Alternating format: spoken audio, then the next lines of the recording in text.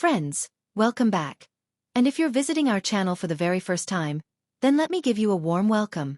You've picked the perfect video to click on today, because we're diving deep into one of the most suspenseful, thrilling, and hauntingly unforgettable films of the year, The Last Woman Who Lived Here, 2025. If you're someone who enjoys dark mysteries, powerful storytelling, eerie atmospheres, and unexpected twists, then get ready, because this movie has all of that and more. And yes, if you like content like this, don't forget to hit that like button. It really helps us bring you more exciting videos. And of course, make sure you subscribe so you never miss any updates about the latest blockbusters, hidden gems, or upcoming releases. In today's video, we are going to explore The Last Woman Who Lived Here from every possible angle. This isn't just a quick overview. We're going full deep dive mode. We'll talk about what this movie is really about, its storyline, tone, style, and what kind of audience it's made for. Is it a ghost story? Is it a psychological thriller? Is there a dark secret buried in the past? Stick around, because we'll get into all of that and more. Now I know one of the most common questions people ask is, where can I watch this movie? Well, don't worry. I'll be telling you exactly which OTT platform or satellite TV channel you can watch this movie on. Whether it's streaming on Netflix, Amazon Prime, Hulu, or somewhere else entirely, I've got the details. We'll also talk about the official release date, whether there's a theatrical run planned, and what language and subtitles are available. We'll then move on to talk about the entire filmmaking journey of this movie. This includes everything from pre-production planning, location scouting, and script development, to the actual filming process, post-production editing, and final release. You'll learn about the technical teams behind the movie, who directed it, who wrote the screenplay, who handled the cinematography, and who composed the music. Believe me, the sound design and visual tone of this film play a huge role in its impact, and they definitely deserve to be talked about. Speaking of visuals and sound, we'll also look at the film's production budget. Was it a high-budget project packed with visual effects and top-tier talent? Or was it a smaller, more intimate indie-style production that focuses on storytelling and atmosphere? And what about the box office? Has the movie performed well commercially? How has the audience responded so far? We'll take a look at all the numbers, reviews, and early reactions to give you a clear picture of how this film is being received. Then, of course, we'll shift our focus to the cast and performances. Who are the main actors? What characters do they play? And more importantly, how well did they bring these roles to life? I'll give you an overview of each major character, their role in the story, and how the actors' performances contribute to the overall mood of the film. Whether it's a chilling lead role, a tragic supporting character, or a mysterious stranger with a dark past, each performance matters, and we'll talk about all of them. And for all the story lovers out there, don't worry. I haven't forgotten about you. I'll be giving you a brief summary and my personal review of the movie's storyline, all without spoiling any of the major twists or surprises. I'll share my thoughts on what worked, what stood out, and what made this movie memorable or unique. Was it the plot? The tension? The characters? The emotional depth? We'll get into all of that in a way that's spoiler-free but still gives you a strong idea of what to expect. Finally, we'll end things on a fun note by talking about some behind-the-scenes facts and interesting trivia about the movie.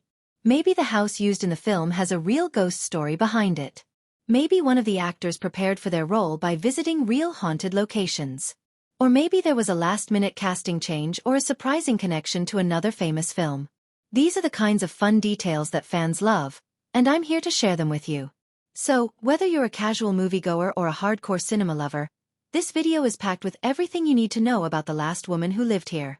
Grab your headphones, get comfortable, and make sure to watch till the very end because we're about to uncover all the secrets, stories, and surprises behind one of the most anticipated films of 2025. Let's get started. Absolutely. Let's go deeper into the strange and fascinating world of The Last Woman Who Lived Here. This film doesn't just tell a story.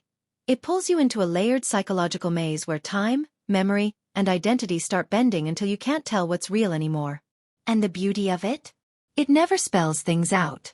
Instead, it drops breadcrumbs through creaking floorboards, flickering lights, and whispered dialogue. You follow the trail, and the deeper you go, the more you realize you're not just watching a mystery. You're trapped inside one. It all begins innocently enough. Claire and Daniel, a couple looking for a fresh start, arrive at an old, isolated Victorian house that Claire has inherited from a distant relative she barely knew existed. It's beautiful in that crumbling Gothic way. Ivy creeping up the sides, old oak doors, rooms filled with antiques. At first glance, it looks like a dream home. But right from the first few scenes, there's a feeling you can't shake. Something about this place doesn't want to be forgotten. Now, most movies would take the straightforward haunted house route here. But this one? Not a chance. Instead of ghosts slamming doors and throwing dishes, the house starts whispering through subtle shifts in reality. Claire begins to feel strangely drawn to the house's history. She starts wandering into rooms she doesn't remember entering. She finds objects that seem oddly familiar. A hairbrush, a brooch, an old lace glove. And then she finds the journals. Oh yes, the journals. That's where everything changes. These handwritten pages, dated over a century ago, were written by a woman named Eleanor Marlowe, the last woman who lived there before disappearing under mysterious circumstances. But as Claire reads the entries aloud, she realizes the woman's handwriting matches her own. Not similar to her own. Identical. The journal doesn't just describe Eleanor's thoughts. It begins to describe things Claire is doing right now. A walk in the orchard. A broken vase. A conversation she hasn't had yet. That's when the narrative begins to fracture beautifully. Time stops behaving. One moment Claire is standing in the modern-day kitchen, the next she's seeing flashes of another life. Oil lamps, a gramophone playing in the parlor, a shadowy figure in a long coat watching from the edge of the woods. These aren't just dreams. They're too detailed. Too emotionally charged. And then Claire wakes up with mud on her shoes, or her hands covered in ink, holding objects she didn't go to sleep with. Daniel, meanwhile, becomes increasingly worried. He thinks Claire is unraveling. But the movie doesn't make him the usual skeptical husband trope. Instead, we get glimpses into his fears. Memories of Claire sleepwalking, of her calling him by the wrong name. He starts recording her conversations. Watching her while she sleeps. He's trying to protect her, but the deeper she dives into the past, the more distant she becomes. It's like she's splitting in two. Half modern woman, half someone else entirely. Then comes the moment where things go from strange to chilling. Claire sees a photograph in a locked trunk in the attic. It shows Eleanor Marlowe, yes. But standing beside her is a man who looks exactly like Daniel. Same eyes. Same build. The photograph is dated 1903. This is the point where your brain screams, "What is happening?" And the film smiles and pulls you in deeper. From here, the narrative becomes a spiral. It stops pretending to be linear. We get overlapping scenes. One version of Claire reading by candlelight in 1903, another walking through the same hallway in 2025, both reacting to the same distant knock on the door. Mirrors start showing reflections that don't match the room. Voices echo from different eras. The house seems to remember things that its occupants have forgotten. Conflict builds, not just between Claire and Daniel, but between Claire and herself. Her dreams are becoming memories. She's no longer sure where her life ends and Eleanor's begins. She starts to dress differently. She talks to people who aren't there. She writes letters and seals them with wax, addressed to names no one recognizes. Daniel begs her to leave the house, to come back to herself, but she insists this is herself. That she has always lived here. That he is the stranger. Emotionally, the film strikes a powerful chord. It's not just scary. It's haunting in the truest sense. You feel the weight of forgotten lives, of untold stories pressing against the walls. There's a loneliness that seeps through every frame. A sense of longing, for connection, for understanding, for truth. Claire isn't being haunted by a ghost. She's being haunted by her own identity. Or rather, by someone else's identity that's overlapping with hers in a way that can't be explained. And just when you think you've grasped what's happening, boom, the narrative resets. We're back at the beginning. Claire and Daniel arrive at the house again. But this time, Claire doesn't say the same lines. She pauses before walking through the door. She stares longer at the mirror. And when she enters, the lights are already on, as if someone's been waiting. You realize with a chill that this might not be the first time they've lived this story. Maybe not the second. Maybe not the 100th. The house isn't just a place. It's a loop. A memory. A trap. Or maybe, just maybe, it's a chance to finish something that was never finished. So no, The Last Woman Who Lived Here doesn't follow a simple beginning, middle, and end. It folds in on itself. It whispers secrets instead of shouting them. It invites you to piece it together like a ghostly puzzle with a few pieces missing on purpose. And when the credits finally roll, you might not have every answer, but you'll feel like you just woke up from a beautiful eerie dream that you're not entirely sure was fiction. And that's the kind of story that sticks with you. Let's go even deeper, because the character development in The Last Woman Who Lived Here isn't just rich, it's downright hypnotic. This film doesn't treat its characters as passengers along a haunted house ride. No. It hands them a mirror, locks the door, and lets them slowly lose themselves inside the reflection. And what unfolds isn't just a story about transformation. It's a story about identity being peeled away, memory becoming fluid, and love tested by forces far older than either person in the relationship. Let's start again with Claire, the true heart of the film. Her journey isn't linear, it's hauntingly circular. Like a dream you keep waking up from only to find yourself deeper inside it. When we first meet Claire, she's hopeful but clearly vulnerable. You sense, without it ever being said, that she's recovering from something. Maybe a recent trauma, maybe just a long-standing fatigue with the world. She's not running from something, exactly. She's running toward a sense of peace, of clarity, of self. And then the house ruins everything. Beautifully. What's fascinating is how Claire doesn't react to the supernatural the way you expect. She doesn't scream at the first creak of the floorboards or run from the mirror when it shows her a reflection that isn't hers. She leans in. She's drawn to the strangeness. It's like the eerie events are awakening a part of her that's been asleep for years. The character begins to split, not into a cliché of madness, but into something eerily graceful, like she's becoming herself in reverse. The more she connects with the house's past, the more she lets go of the present. She stops texting friends. She forgets the day of the week. She walks barefoot through the halls at night, whispering names she's never heard before. But none of this feels over the top. It feels quiet. Chillingly natural. Like she's remembering rather than losing. And the film doesn't make this easy to watch, because Claire's evolution is captivating, but it's also tragic. We're not just watching a woman become someone else. We're watching her choose to. There's agency in her transformation, which makes it all the more heartbreaking. She knows something is wrong, but it also feels right. That tension between fear and familiarity is the emotional engine of the film. She's scared, and yet she walks deeper into the shadows anyway. Now Daniel. Daniel is not the anchor you think he'll be. He wants to be. He tries to be. When they arrive, he's making jokes about the old house, planning renovations, asking where the nearest pizza place is. He's the rational one, the skeptic, the warm-blooded counterbalance to Claire's growing coldness. But the beauty of his arc is that he doesn't stay still either. His confidence cracks. His playfulness fades. The man who wanted a fresh start with the woman he loves finds himself waking up next to a stranger. Someone who speaks in riddles, stares out windows for hours, and sometimes looks at him like he's the ghost. Daniel doesn't turn into a villain. He turns into a mirror of grief. He becomes that person you love who doesn't know how to help you. The more Claire changes, the harder he tries to control the narrative. He starts fixing things in the house not because they need repair, but because it's something he can control. He checks the doors 3 times before bed. He avoids the attic entirely. There's this devastating moment where he begs Claire to leave with him, and she simply says, "I am home." And he doesn't know whether to scream or cry. Their relationship is crafted so delicately. You feel every fracture. This isn't a couple falling apart because of a single lie or betrayal. It's a slow, suffocating unraveling. They lose each other in real time.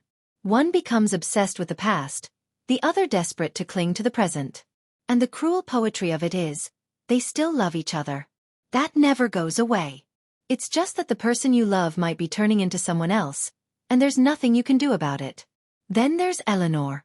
Eleanor Marlowe, the last woman who lived here, who isn't exactly alive but isn't exactly gone either. The movie never fully explains what she is. Memory? Ghost? Projection? Reincarnation? But she's more than a backstory. She's a full presence. We don't just hear about her. We see her, through Claire's dreams, visions, and even full scenes that feel like they're from another film bleeding into this one. Eleanor was once trapped in the house the same way Claire is now. She too had a lover who didn't understand her connection to something deeper, something older. She too felt herself slipping away. But she didn't fight it, and the film implies she paid the price. Eleanor's character becomes more than just a mystery. She's a parallel, a warning, a guide, and possibly a reflection. As Claire moves through the house, it feels less like she's investigating Eleanor's life and more like she's repeating it. There's this extraordinary blending of identities. You'll see Claire walk into a room, and the lighting will shift, the wallpaper change, and suddenly it's Eleanor's time. Same woman. Different name. Different pain. And that's the brilliance of this film's characters. None of them are fixed points. They're all fluid, shaped and reshaped by the house and by time itself. Even minor characters have this eerie sense of depth. The neighbor, Mr. Kingsley, who seems to know too much. The librarian who reacts to Claire like she's seen her before. A child's voice on an old recording that somehow says Claire's name. These aren't just creepy touches. They're reminders that identity in this world is fragile. That people leave echoes. And sometimes, those echoes find their way back. By the time the film starts circling back to its beginning, yes, it loops in the most unsettling, genius way. The characters feel completely different, even if they're doing the same things. Claire is no longer looking around the house with wide-eyed wonder. She walks like she's been there before. Because maybe she has. And Daniel? He's starting to forget what brought them there in the first place. There's a moment where he says, "Did we ever live in the city?" And Claire doesn't answer. That's how far they've drifted. This isn't just character development. It's character disintegration, and reinvention, and haunting emotional recursion. It's watching a woman become someone else because that someone else might have always been buried inside her. It's watching a man lose the person he loves to a force he can't see or fight. It's watching identity melt and reform in a house that doesn't care about time. These aren't characters you forget. They stay with you. They haunt you, not because of what they do but because of what they become. Because deep down you recognize something in them. The fear of forgetting yourself. The ache of losing someone. The terrifying comfort of belonging to a place you know you've never been before. Oh, you want more? Good. Because the performances in The Last Woman Who Lived Here aren't just good, they're unervingly alive. They breathe, pulse, shift. Watching this film feels less like watching actors perform and more like eavesdropping on something private. Something sacred. Something falling apart in slow motion. These aren't performances that shout to be noticed. They sneak up on you, stay with you, and then quietly rattle around your mind for days. Let's go back to Claire. The actress behind her deserves every award invented and a few that haven't been. Her range here isn't just impressive. It's surgical. She doesn't show transformation with grand gestures. No, she plays it in increments so small you don't notice them until you realize she's become a completely different person by the third act. And yet somehow she hasn't. That's the magic. She starts as this woman trying to find peace, trying to reconnect, with Daniel, with herself. She's hopeful but bruised. Someone who carries past pain like a quiet hum in her bones. And you feel all of that in the way she walks into a room, touches a dusty photo, runs a hand along the window frame. It's not exposition. It's embodied memory. Then the house starts working on her. But she doesn't unravel in a straight line. She doesn't go crazy. She goes deep. Into herself. Into something she didn't know was there. And that's where the actress shines. She starts speaking in sentences that feel borrowed, like someone else's memories are slipping through her voice. Her body language shifts. She stops making eye contact, or holds it too long. Her movements become more fluid, like someone dreaming while awake. She doesn't react to the supernatural. She sinks with it. It's not a fight. It's a seduction. And you can't look away. There's this one scene, completely still, no music, no dialogue, where she just stares at herself in a mirror. And she smiles. Not like, "I'm happy," but like she recognizes the woman in the glass for the first time. It's chilling. Not because something scary happens, but because you suddenly realize, this isn't Claire anymore. And the way the actress delivers that realization without saying a single word? That's not performance. That's spellcasting. Now let's talk about Daniel, her partner, the emotional compass of the film. Even if that compass is spinning wildly by the end. The actor playing Daniel gives one of those performances that slowly disintegrates. At first, he's grounding. Comforting. You believe this man has held Claire through long nights, moved houses for her, Start it over again and again because he loves her. He brings warmth and a kind of worn-in charm. But beneath that, you can already sense the edges fraying. His patience is there, but it's not bottomless. The brilliance of his performance is in the slippage. He doesn't explode when things get weird. He clenches his jaw. He stops finishing his sentences. He tries to stay logical, rational, even as the floor of reality begins to wobble beneath his feet. There's a moment, small, almost throwaway, where Claire mentions a dream, and Daniel just freezes. Not dramatically. He just stops chewing. Looks at her. And you see it hit him. He's losing her. Not to another man. To another self. The kind of loss you can't fight. That quiet devastation, that's where this actor lives. Not in big speeches, but in the tightening of his voice. The flick of his eyes. The helpless ache. When things really start to spiral, Daniel becomes the guy who wants to save the woman he loves from something he can't name. And that desperation? That need to fix what he doesn't understand? It pours out of him like sweat. But he never turns cartoonish. He never gets performatively angry. He tries to stay soft. And that's what makes it hurt. Because you realize softness can't win here. Now let's bring Eleanor Marlowe back into the spotlight. The actress who plays her in those flashback glimpses, dreams, hallucinations, whatever you want to call them, she is mesmerizing. She feels like someone who has existed in this house for centuries. She doesn't play Eleanor like a ghost. She plays her like a memory refusing to die. There's a scene where Claire walks into a room and suddenly it's Eleanor's era, and Eleanor turns, looks straight at her, and straight at us, and says, "You remember now, don't you?" And the way the actress says it, it's not theatrical. It's tender. Like a lullaby with teeth. Eleanor is a tragic figure, yes, but not weak. The performance has this haunted grace to it. Even when she's not on screen, her presence colors everything.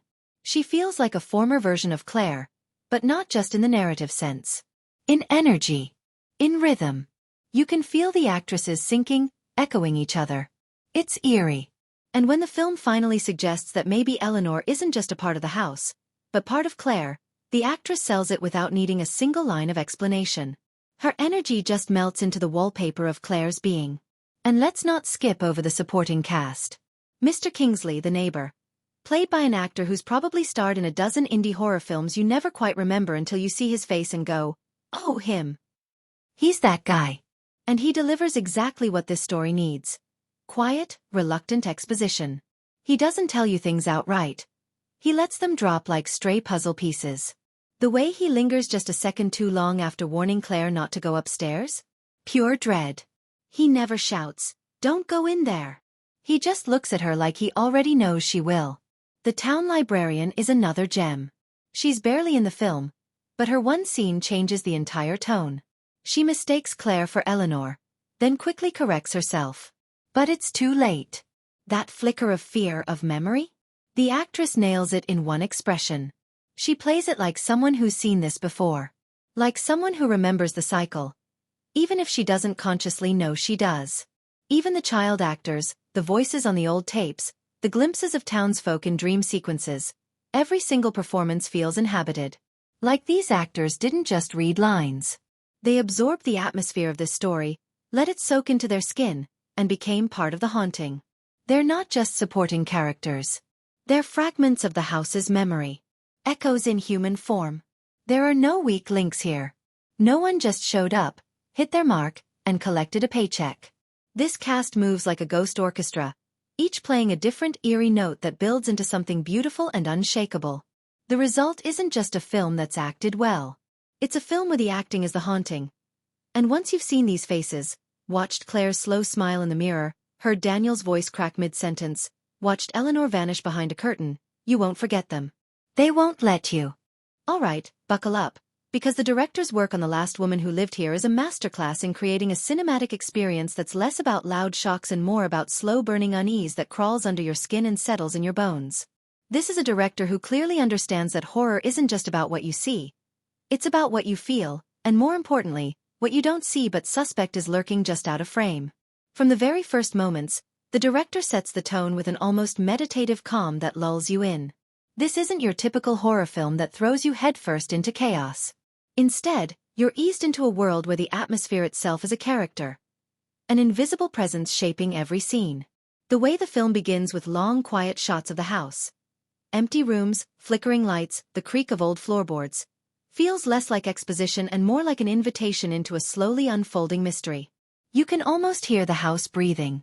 The pacing here is a slow burn, but it's intentional. The director resists the urge to rush the story or overload you with information. Instead, they let moments breathe. A door closing, a glance exchanged between characters, a shadow cast just wrong. These moments are stretched out with precision so that you start to feel the suspense build, like a slow tightening coil. And just when you think you might have relaxed, the film pulls the rug out from under you with subtle but powerful shifts. This isn't about sudden shocks. It's about a creeping, inescapable tension that grows with every scene. Shot composition is another area where the director's vision shines brilliantly. The framing of every scene is meticulously crafted to evoke a sense of claustrophobia and disorientation. Characters are often positioned off-center, trapped in doorways or framed through reflections in mirrors and windows, reinforcing the themes of duality and fractured identity. These visual motifs aren't just pretty, they tell the story. When Claire appears in a mirror's reflection but her reflection lags behind her movements, you don't need a character to explain that something is deeply wrong. The camera work whispers these details, making the viewer an active participant in unraveling the mystery. One of the director's most inspired choices is how they use lighting to shape mood. The film bathes the house in a palette of muted, desaturated colors, grays, cold blues, faded greens, that drip with melancholy. Shadows play a starring role, stretching unnaturally along walls, swallowing corners, and creeping closer to characters at just the right moments. The way light flickers or dims without explanation creates a sense that the house itself is alive and watching, breathing in the same air as Claire and Daniel. It's subtle, but it's so effective that you start to question whether the walls around you might be listening.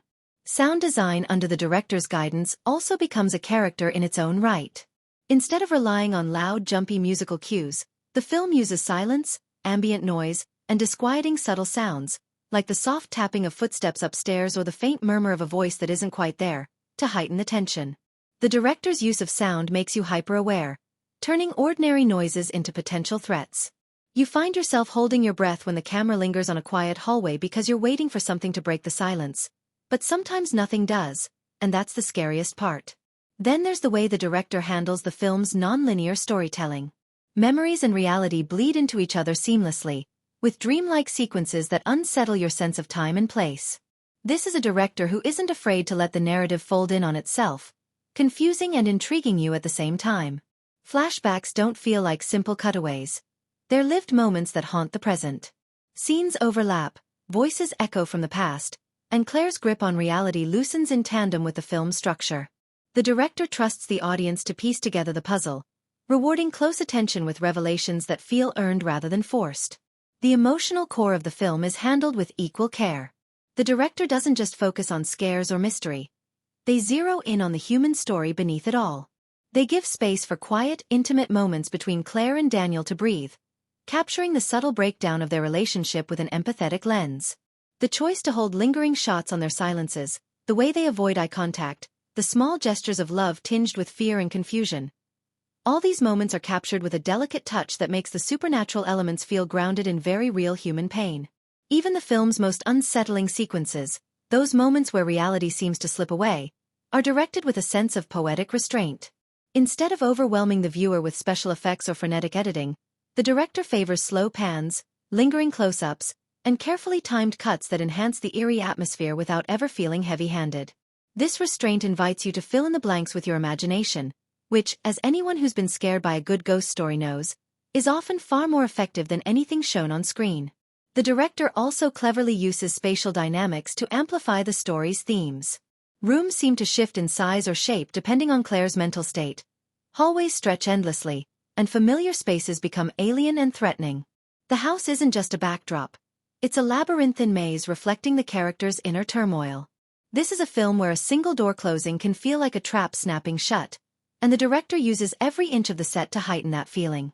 Finally, the director's vision extends to the way the film ends. Not with a bang or tidy resolution, but with an open, haunting ambiguity that stays with you. The pacing slows even further, the shots become quieter, and the camera lingers on a single, evocative image that feels like a question left unanswered. It's a bold choice that trusts the audience to sit with the discomfort and mystery long after the credits roll. In short, this director doesn't just guide the story. They weave it. They don't just frame scenes. They sculpt them. They don't just set a mood. They inhabit it. Every choice, pacing, lighting, composition, sound, is a brushstroke painting a world that's eerie, intimate, and utterly unforgettable. Watching The Last Woman Who Lived Here under this director's hand feels like stepping into a dream where nothing is quite what it seems, and where every shadow holds a secret waiting to be uncovered. Alright, get ready to dive even deeper, because the cinematography of The Last Woman Who Lived Here isn't just a backdrop. It's a whole character in itself, a silent narrator whispering secrets and heightening every feeling from dread to sorrow. The way the camera dances through the film is so deliberate, so nuanced, that it practically has a mind of its own, guiding your emotions and senses like a ghost leading you through a haunted maze. Let's start with the lighting, because it's one of the film's most powerful storytelling tools. The cinematographer embraces a kind of naturalistic yet stylized lighting that never feels staged or artificial. Instead, it mimics the imperfect flickering glow of old houses, the wavering flame of a candle, the weak afternoon light filtering through dusty windows, the dim glow of a failing bulb. This kind of lighting doesn't just set a mood. It creates an environment that feels lived in, haunted by time and memory. You notice how the light shifts and changes with the character's emotions, sometimes soft and warm when hope or tenderness flickers through, other times cold and harsh, casting long, claw-like shadows that seem to reach out and pull you in. There's a constant play between light and darkness, and that tension visually mirrors the characters' own struggles between confronting their pasts and escaping their fears. Camera angles in this film are anything but random. They're carefully chosen to unsettle and immerse you. The cinematographer uses low-angle shots to give the house an almost oppressive, towering presence, making it feel like an entity with a will of its own, looming over the characters like a silent judge. In contrast, high-angle shots often make Claire and Daniel look small, vulnerable, and lost in the vast, decaying spaces they inhabit. This contrast creates a constant push-and-pull effect. Sometimes you feel trapped inside the house with them, suffocated by its walls, and other times, like distant observers watching fragile souls struggle in a merciless world. Close-ups aren't just about faces. They capture micro-expressions, flickers of fear, hope, and confusion that might go unnoticed if framed in a wider shot. These intimate moments draw you closer, making the characters' emotional journeys feel immediate and palpable. Now, movement is where the cinematography truly mesmerizes. The camera often glides smoothly through the house's corridors and rooms with a deliberate, almost hypnotic rhythm, as if the house itself is breathing, pulsing with hidden life. These tracking shots aren't just technical flourishes. They create a sense of relentless surveillance, like the characters are never truly alone, and you as the viewer become complicit in watching, waiting for something to emerge from the shadows. Sometimes, the camera lingers just a bit too long on an empty hallway, a flickering light, or an old photograph, compelling you to fill the silence with your own unease. This slow, creeping movement builds tension in a way that sudden cuts or shaky handheld shots never could, drawing you deeper into the film's psychological maze. Framing in The Last Woman Who Lived Here is a study in storytelling economy. Every doorway, window, or mirror isn't just a pretty shot. It carries meaning. Characters framed through a cracked mirror or half obscured by a doorframe visually represent their fractured identities and the blurred lines between reality and memory. The frequent use of reflections is especially clever. The way a character's face might appear distorted or doubled in a mirror hints at hidden truths or unresolved trauma. Sometimes, the framing feels claustrophobic, squeezing characters into tight spaces surrounded by peeling wallpaper and dusty furniture, reinforcing their psychological imprisonment. At other times, wide shots of empty rooms emphasize isolation and abandonment, the silence almost deafening. Let's talk about negative space, those large empty parts of the frame where nothing seems to happen but where your imagination fills in the blanks. The cinematographer expertly uses these spaces to amplify unease. You find yourself staring into shadowy corners, wondering if something unseen lurks just out of sight. These moments stretch time and make the film's atmosphere thicker, heavier, like the air before a storm. The emptiness isn't just absence, it's pregnant with possibility. Danger, memory, or revelation waiting to unfold. Color grading subtly but powerfully shapes the film's emotional landscape. The palette is dominated by muted blues, greens, and grays, evoking decay, melancholy, and coldness. This choice visually echoes the characters' internal states. Lost, haunted, fading away. When the film dips into warmer tones, soft ambers from a candle or the golden glow of a setting sun. It's like a fleeting breath of life or memory breaking through the gloom. These moments of warmth feel precious and fragile, heightening their emotional impact because you know the darkness is never far behind. Focus and depth of field become tools for storytelling as well. The cinematographer plays with shallow focus to isolate emotions, zooming in on a trembling hand or a tearful eye while the rest of the scene blurs away. These moments feel intimate and vulnerable, pulling you into the characters' private worlds. Conversely, scenes where everything is sharp and in focus force you to take in every detail. The peeling wallpaper, the cracked floorboards, the scattered belongings, and remind you that the house holds its own stories, etched into every surface. This shifting focus keeps your attention fluid, never letting you settle comfortably. Visually striking moments pop up throughout the film, almost like visual punctuation marks. One that stands out is a sequence where Claire stands bathed in light at the top of a grand spiraling staircase, surrounded by shadows that flicker and dance on the walls. The composition is symmetrical yet unsettling, as if the house is framing her within its own story.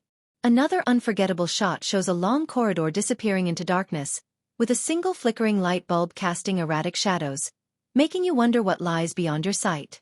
These moments linger in your memory, capturing the film's balance of beauty and dread.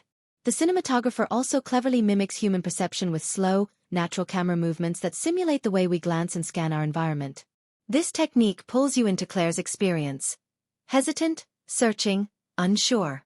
The camera often lingers on mundane objects, a cracked photo frame, a rusted key, a wilted flower, that become loaded with emotional weight.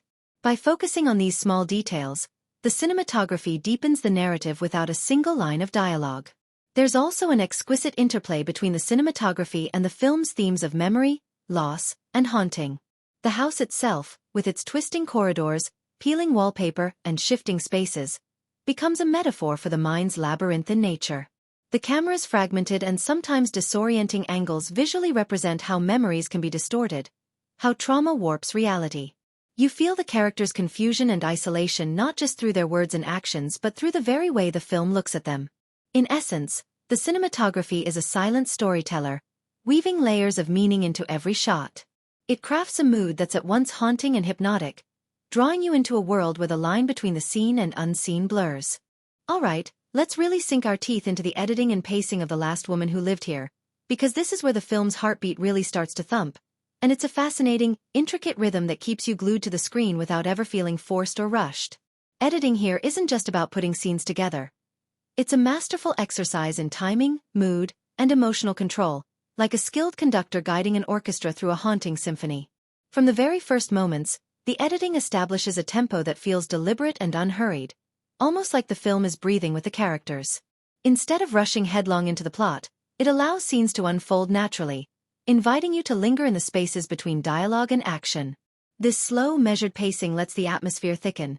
Each shot is given room to breathe, each silence allowed to stretch, which amplifies the tension and makes you hyper-aware of every creak, every shadow, every glance. The editing encourages you to become an active participant, not just a passive observer, by pulling you into the film's subtle undercurrents. What's brilliant is how the editor balances this languid pace with moments that suddenly snap to attention. Just when you might feel yourself drifting into complacency during a long, quiet shot, the film jolts you with a quick cut or a sudden shift in perspective.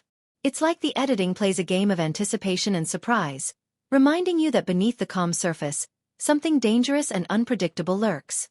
This ebb and flow between slow build-ups and sudden bursts of movement keeps the tension taut, never letting the film lose its grip on your emotions. Transitions between scenes are another area where the editing shines. They're smooth and almost seamless, which means the story flows effortlessly from one moment to the next. You won't find clunky or obvious cuts that pull you out of the experience. Instead, the film uses subtle visual cues, like a matching color tone, a sound bridge, or a gesture, to glide between scenes. This technique creates a dreamlike continuity, as if the story is unfolding in one continuous stream of consciousness.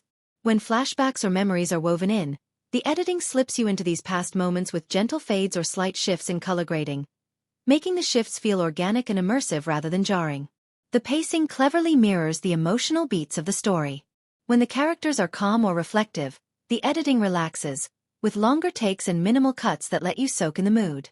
But as anxiety, fear, or tension rise, the cuts become tighter and quicker, mimicking a racing heartbeat or fragmented thoughts. This rhythmic shift helps you feel what the characters are feeling, creating an emotional synchronization between screen and viewer. It's like the editing acts as a translator for unspoken feelings, making you experience the story on a visceral level. One of the film's most impressive feats is how it uses editing to manage suspense without relying on cheap jump scares or frantic cutting. Instead, tension is built through restraint. The editor allows scenes to simmer, to hold a gaze or a sound just a bit longer than expected, creating a sense of anticipation that's almost unbearable. This patience pays off because when a reveal or scare finally arrives, it lands with much greater impact. You don't just get startled, you get sucked into the moment, your nerves stretched tight by the careful pacing that led up to it. There's also a clever use of rhythm in how the film handles dialogue versus silence. Conversations are often edited with subtle pauses and reaction shots that highlight the unspoken subtext, giving space for the characters' internal conflicts to surface. In contrast, scenes dominated by silence or ambient sound rely on lingering shots and slow cuts that let the atmosphere take center stage. This interplay creates a dynamic balance that keeps the narrative engaging even when little is being said. Another interesting aspect is how the editor handles the film's non-linear storytelling elements. Memories and fragmented recollections are interwoven with present-day events, and the transitions between these timelines are smooth yet impactful. By carefully controlling the timing and placement of these flashbacks, the editing deepens the mystery and emotional resonance without confusing the audience. You feel like you're piecing together a puzzle alongside the characters, with each edit revealing just enough to keep you intrigued but not overwhelmed. Towards the film's climax, the editing tempo picks up in a way that's exciting but never chaotic. The cuts become quicker, and scenes transition with more urgency, mirroring the story's escalating tension and emotional stakes. Yet, even here, the editor maintains clarity, making sure every moment is understandable and emotionally charged. This crescendo of pacing pulls you along for a thrilling ride while still keeping you grounded in the characters' experiences. Even in the quieter moments after the climax, the editing settles back into a slower, more reflective rhythm, giving the story room to breathe and the audience a chance to process everything. This thoughtful pacing allows the emotional fallout to resonate, making the film linger in your mind long after the credits roll. All in all, the editing and pacing of The Last Woman Who Lived Here are a masterclass in storytelling through timing. The film moves with a natural hypnotic flow that balances tension and release, mystery and clarity, silence and sound. The editor's touch is so precise and deliberate that you might not even notice it consciously, but it shapes your entire experience, pulling you deeper into the story's shadows, keeping you on edge, and making every moment feel charged with meaning. It's a rhythm that stays with you, beating quietly under the surface long after the film ends. Let's take a deep, immersive dive into the soundtrack and score of The Last Woman Who Lived Here, because the music here isn't just an accessory. It's a vital, breathing element that shapes the entire emotional and atmospheric fabric of the film. From the very first note, the score pulls you into its haunting world, wrapping around you like a fog that thickens with every scene, guiding your feelings, sharpening suspense, and sometimes leaving you suspended in profound silence that speaks volumes all on its own. The composer's touch is nothing short of masterful in its subtlety and nuance. This isn't the kind of score that slaps you across the face with booming orchestral swells or cliched horror cues.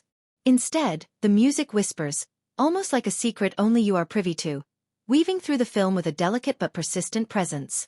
It's as if the score is the film's soul, quietly working beneath the surface to heighten the mood without ever overpowering the visuals or dialogue.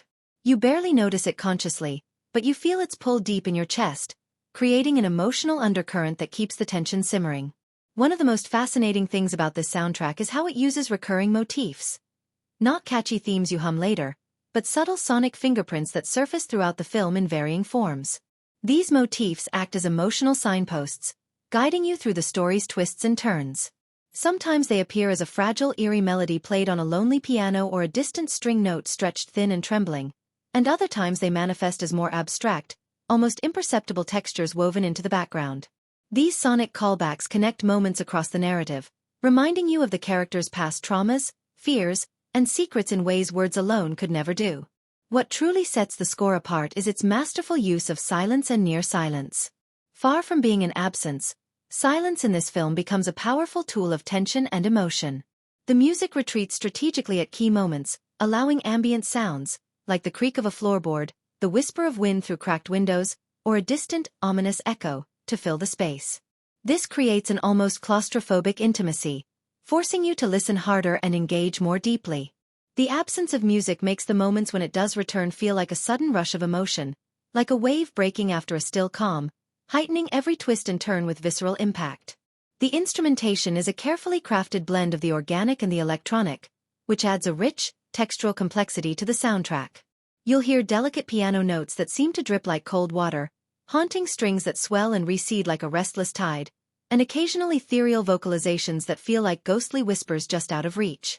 Layered beneath these are subtle synth drones and ambient electronic textures that add an otherworldly dimension, creating a soundscape that's both timeless and unsettling, perfectly echoing the film's themes of memory, isolation, and psychological unrest. Dynamics play a huge role in how the music interacts with the film's emotional beats. During moments of quiet reflection or sadness, the score pulls back to a near whisper, like a gentle breath, allowing the viewer space to process and connect. But when tension builds or revelations strike, the music swells with carefully measured intensity.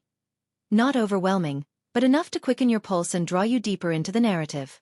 This careful modulation of volume and complexity makes the soundtrack feel alive and responsive, almost as if it's attuned to the character's inner turmoil. The score doesn't just amplify surface emotions. It dives deep into the psychological layers of the characters. It acts as a mirror to their fears, regrets, and fragile hopes. When you hear those haunting, unresolved notes, it's like stepping inside their heads, feeling their anxiety and loneliness firsthand. This intimate musical insight helps transform the film from just a story you watch into an experience you feel, making every twist and quiet moment resonate on a deeply emotional level.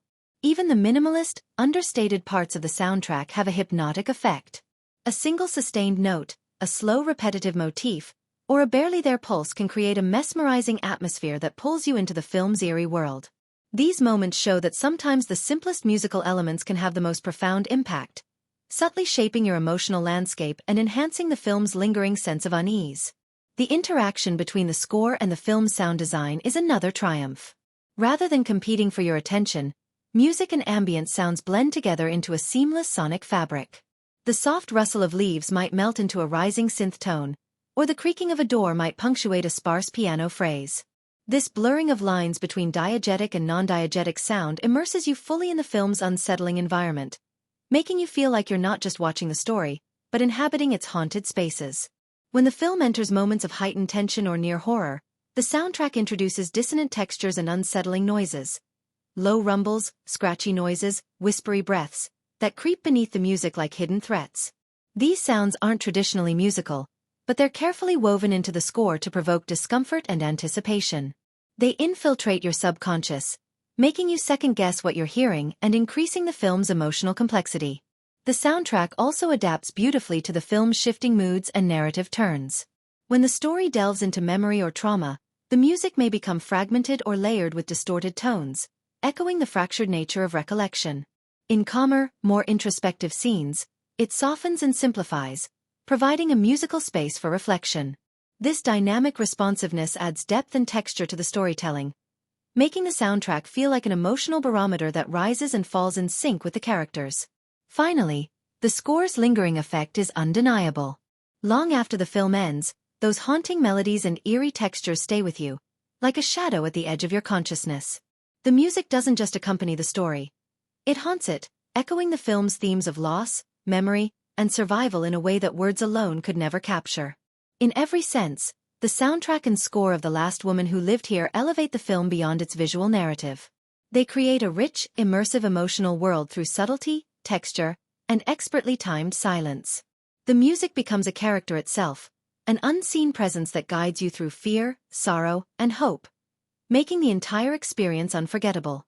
Let's really sink into the vast, intricate web of themes and messages that The Last Woman Who Lived Here unspools, because this film operates on so many levels, inviting viewers to get lost in its layered exploration of the human condition. It's not content with simply telling a survival story. It's a meditation on what it means to exist when everything familiar has been stripped away, emotionally, physically, and psychologically. And the beauty lies in how organically these themes grow out of the story and characters, never feeling forced or shoehorned in, but instead emerging naturally from the film's rich narrative soil. Isolation is the first thread that wraps around the whole film like a cold fog. But this isolation isn't just about being physically alone in a remote or desolate place. No, it's much deeper, more insidious, It's emotional isolation, the kind where the protagonist is separated from others and, perhaps more hauntingly, from herself. The film uses silence, empty spaces, and lingering shots of barren landscapes to make you feel the crushing weight of solitude. But rather than just making you pity the character, it invites you to step into her shoes, to experience the loneliness as something both terrifying and strangely intimate. This isolation becomes a lens through which the character's inner turmoil is magnified, showing how being cut off from human connection can unravel the mind, forcing a confrontation with buried fears and suppressed memories. Memory and identity are tied tightly together in this film, creating a haunting dance that blurs the lines between reality and perception. The story doesn't just move forward in a straight line. It weaves through fragmented recollections, flashbacks, and moments that feel like dreams or nightmares. This narrative style reflects the fragile and often unreliable nature of memory itself. The protagonist's identity is fractured and reshaped by these recollections, some clear and others distorted by time, pain, or trauma. The film asks profound questions about how much of who we are is constructed by the memories we hold on to and how those memories, imperfect, incomplete, sometimes deceptive, shape our present actions and emotions. It's a clever narrative puzzle that pulls the audience into piecing together not just the plot, but the very essence of the character's soul. Survival in The Last Woman Who Lived Here goes beyond the physical act of staying alive. It's an exploration of spiritual survival, emotional endurance, and the stubborn refusal to give in to despair. The protagonist's journey is marked by moments of vulnerability where giving up might feel easier, but she keeps moving forward. These small acts of perseverance, lighting a fire, holding on to a fleeting memory, reaching out to an unseen force, become acts of rebellion against oblivion. The film shows survival as something deeply human and imperfect, filled with setbacks and fragile hope, not just heroics or grand gestures. It captures the messy reality of clinging to life when the world feels indifferent or even hostile. Trauma is another powerful and ever-present theme, portrayed with a rare sensitivity that avoids clichés or melodrama.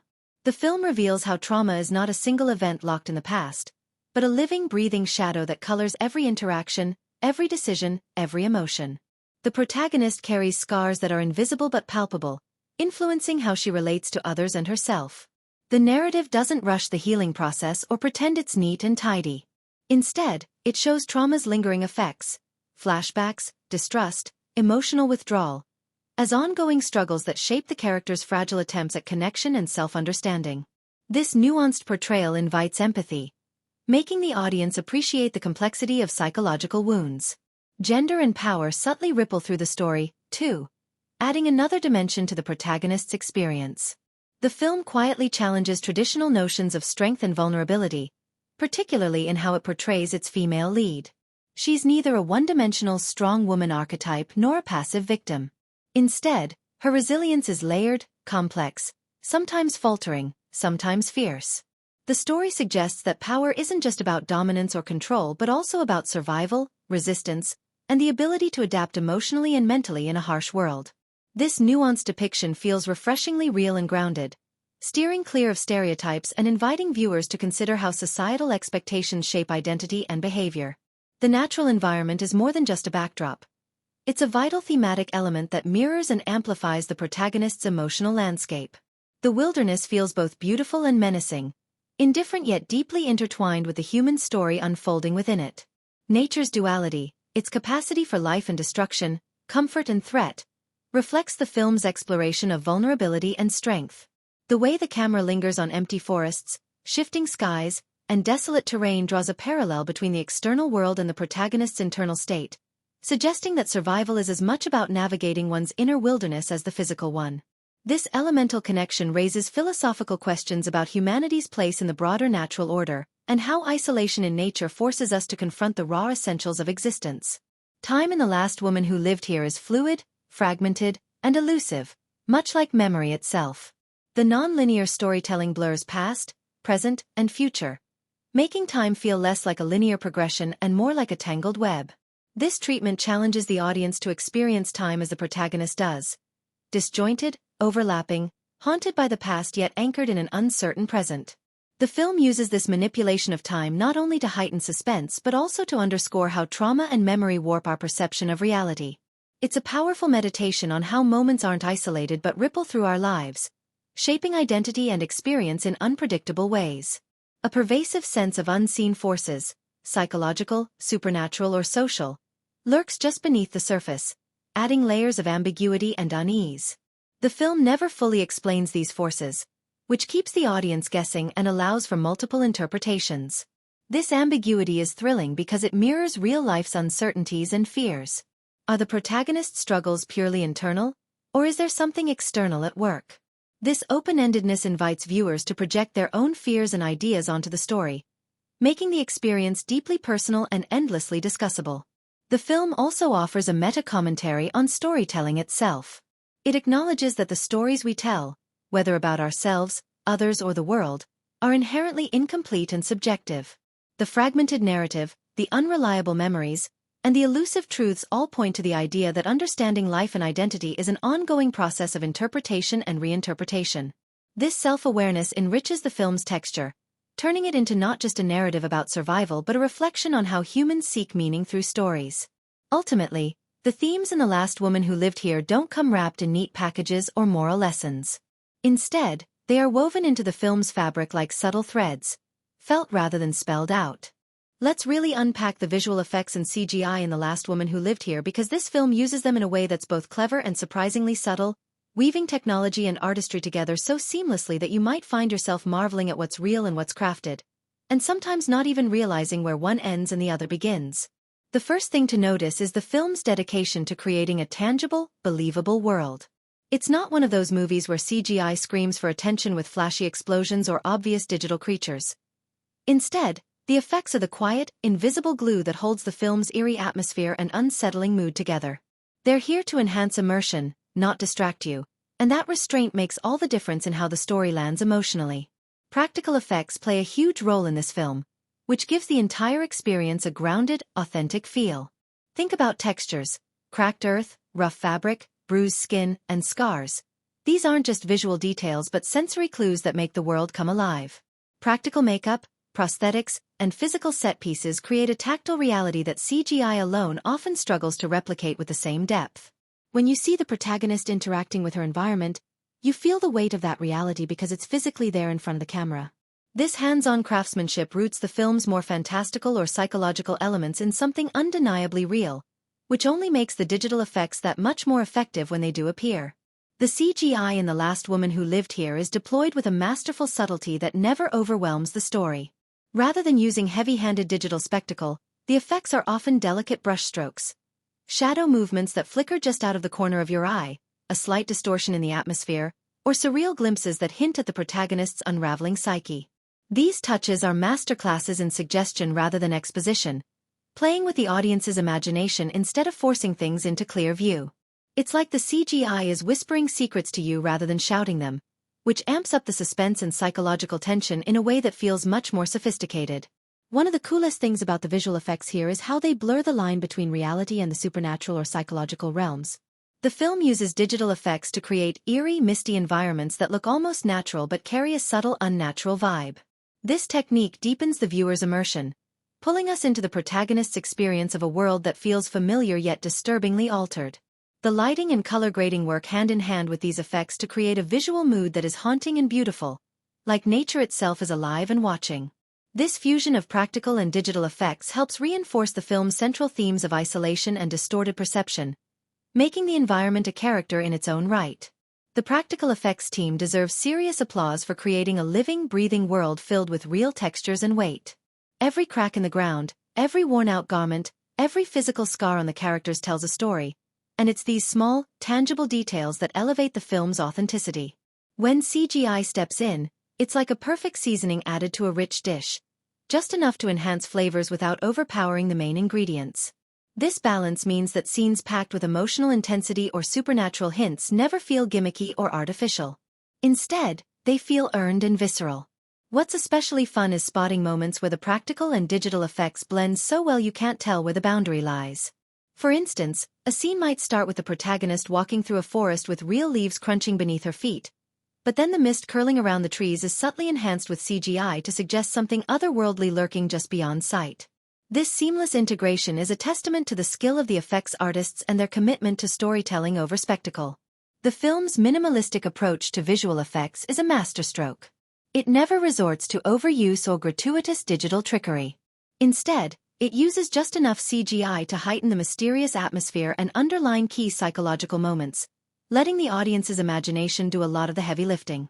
This restraint keeps the pacing tight and the tone consistent, preventing any jarring moments that might pull you out of the narrative flow.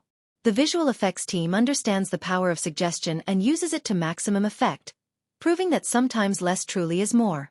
Another standout aspect is how the effects team respects the film's cinematography and lighting choices. The CGI doesn't feel slapped on or out of place. Instead, it complements the camera work beautifully. Effects are designed to work with shadows, light sources, and framing so that everything feels cohesive and intentional. This harmony between practical visuals, CGI, and cinematography deepens the overall immersive quality, making you feel like you're peering into a world that exists beyond the screen. When the film delves into sequences that portray the protagonist's fractured mental state, the visual effects become more experimental and expressive, pushing the boundaries of reality in subtle but unsettling ways. Here, the CGI stretches and warps the environment just enough to visually echo her psychological disorientation, creating a jarring but compelling experience. These moments stand out because they contrast with the otherwise grounded visual style, jolting the audience into feeling the protagonist's internal chaos rather than just observing it. The balance between practical and digital effects also extends to creature and supernatural elements. Instead of relying solely on CGI monsters or fantastical beings, the film uses makeup, animatronics, and prosthetics to bring these elements to life, with CGI stepping in to add movement or effects that would be impossible practically. This synergy adds a layer of realism and unpredictability, making the supernatural feel more believable and integrated into the story's gritty reality. In essence, the visual effects and CGI in The Last Woman Who Lived Here work like a perfectly tuned orchestra, where every element, practical or digital, plays its part to build a haunting, immersive world. The effects don't just decorate the film. They amplify its emotional core and thematic depth. They pull you deeper into the protagonist's fractured reality, heighten the tension, and keep the mystery alive without ever feeling showy or intrusive. It's a quietly brilliant use of technology and artistry that respects the story and invites you to lose yourself in its unsettling, beautiful world. Let's really sink our teeth into the set design and locations of The Last Woman Who Lived Here, because this film takes the art of creating atmosphere through physical space to an entirely immersive level. The first thing that strikes you is how the environments don't just serve as backdrops but become integral parts of the storytelling, almost like silent characters with their own moods, histories, and secrets. These aren't generic sets thrown together to fill space. They're carefully crafted worlds brimming with texture, personality, and meaning, pulling the audience deep into the unsettling universe the film builds. Starting with the locations themselves, each place feels like it was handpicked for its ability to convey isolation, mystery, and a lingering sense of unease. The film's world is a blend of rural decay and wild, untamed nature, and this contrast creates a fascinating dynamic. For instance, the protagonist's home isn't just a house. It's a weather-beaten relic that carries scars from the past. Peeling paint, warped wooden floors, dusty windows with spiderweb cracks. Every detail screams history, neglect, and memories trapped in time. This house tells its own story, whispering clues about what has happened inside its walls and what might still be lurking in its shadows. It's the kind of place where you expect every creak and groan to mean something, where silence itself feels heavy and charged. The surrounding locations extend this eerie atmosphere, from tangled dark woods to abandoned town streets that look like they haven't seen life in years. These settings don't just provide visual interest, they're atmospheric pressure chambers, intensifying the film's themes of loneliness and survival. Walking through these outdoor spaces feels like stepping into a dream, or maybe a nightmare, where the natural world is both beautiful and threatening. The twisted trees, dense undergrowth, and shifting fog are not just pretty visuals. They're metaphors for the tangled emotions and fragmented memories at the heart of the story. The locations make you feel that nature itself is a participant in the narrative, an unpredictable force that mirrors the protagonist's turmoil. The props and production design are equally meticulous, with an eye for detail that pays off enormously in building the world's authenticity. Everyday objects become loaded with meaning: an old photograph, a broken mirror, a rusted tool hanging crookedly on a wall. These aren't just decorative touches but narrative devices that invite the viewer to piece together backstory and character motivation. For example, a dusty leather-bound journal lying on a table might hint at hidden secrets or lost connections, while a shattered clock might symbolize frozen time or trauma that refuses to heal. The way these objects are placed and framed shows a deep understanding of visual storytelling. They communicate without words, adding layers to the plot and emotional texture. Visually, the sets are a feast for the eyes in their gritty realism. The color palette leans heavily on muted earth tones, deep browns, faded greens, dull grays, which ground the supernatural and psychological elements in a believable world. This choice keeps the tone somber and haunting rather than flashy or surreal. Lighting works hand in hand with the production design to create dramatic contrasts. Shafts of cold daylight cutting through grimy windows, flickering candlelight casting dancing shadows, or moonlight filtering through dense foliage outside. These lighting choices aren't just aesthetic but serve to heighten tension, evoke mystery, and guide the viewer's emotional response. Shadows become characters themselves, lurking in corners and heightening the suspense. One of the most fascinating aspects of the set design is how it balances the familiar with the uncanny. On the surface, you might see a simple rural kitchen or a quiet street, but subtle details throw the feeling off. Slightly askew pictures on walls, faint stains that look like old blood, or a door that never quite closes properly.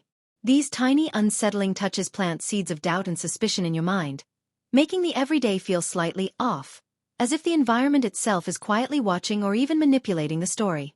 This strategy is brilliant because it amplifies the psychological horror without resorting to cheap jump scares or obvious horror cliches.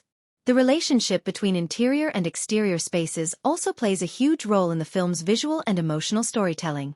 The interiors often feel cramped, cluttered, and claustrophobic, with low ceilings and narrow hallways that seem to close in on the protagonist. These spaces visually express feelings of entrapment, confinement, and the weight of memories that she carries. In stark contrast, the exteriors open up into wide, but ominous landscapes, dense forests, mist-shrouded fields, and desolate roads that stretch into the unknown. This juxtaposition enhances the sense of vulnerability and isolation. Inside, the protagonist is trapped by her past and trauma. Outside, she's exposed to the wildness and dangers of the natural world. The dance between these spaces mirrors her internal struggle between safety and threat, sanity and madness. There's also a poetic use of time and decay embedded in the set design that perfectly aligns with the film's themes. You can see it in rusted hinges, crumbling walls, fading wallpaper patterns, and dust settling thickly on surfaces. These elements suggest that time here is slow-moving, even stalled, as if the world itself is holding its breath, waiting for something to break or be revealed. The sense of neglect and deterioration adds emotional weight, symbolizing forgotten histories and unresolved trauma. The production design team nails this feeling, making it so tangible you almost smell the dust and dampness. Weather and natural elements become unofficial characters through the sets and locations as well.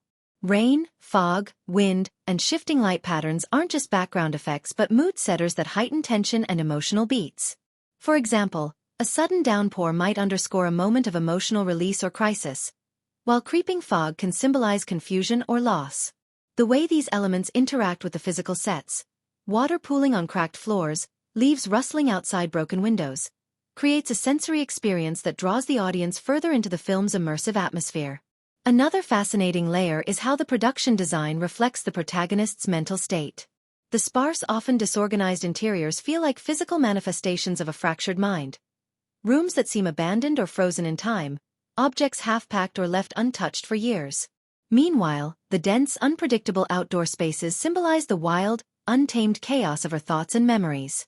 This interplay between set design and character psychology enriches the storytelling and invites viewers to explore the film's deeper meanings visually as well as narratively.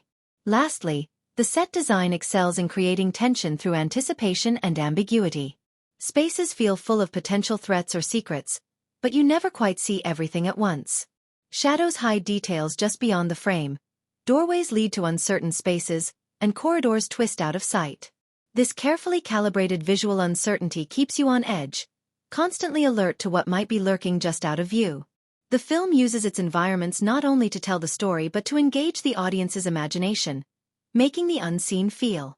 Let's really dive deep into the dialogue and script of The Last Woman Who Lived Here, because this film's writing is a subtle but powerful engine driving the entire experience.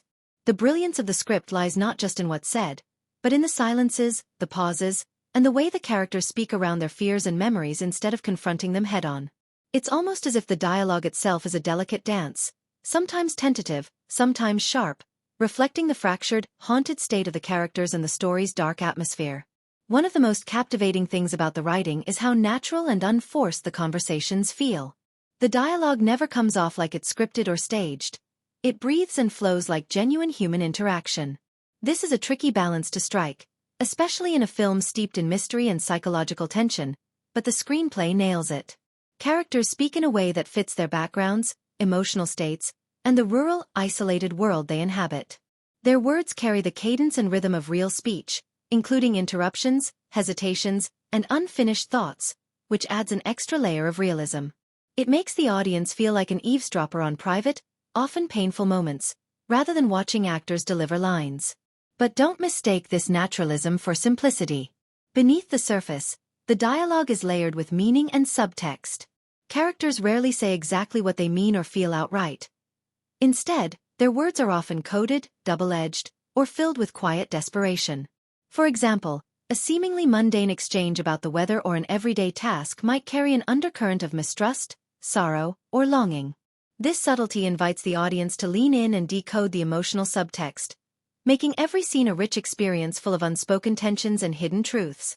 The script respects the audience's intelligence, trusting us to pick up on these nuances rather than spelling everything out. What makes the dialogue even more engaging is its emotional honesty.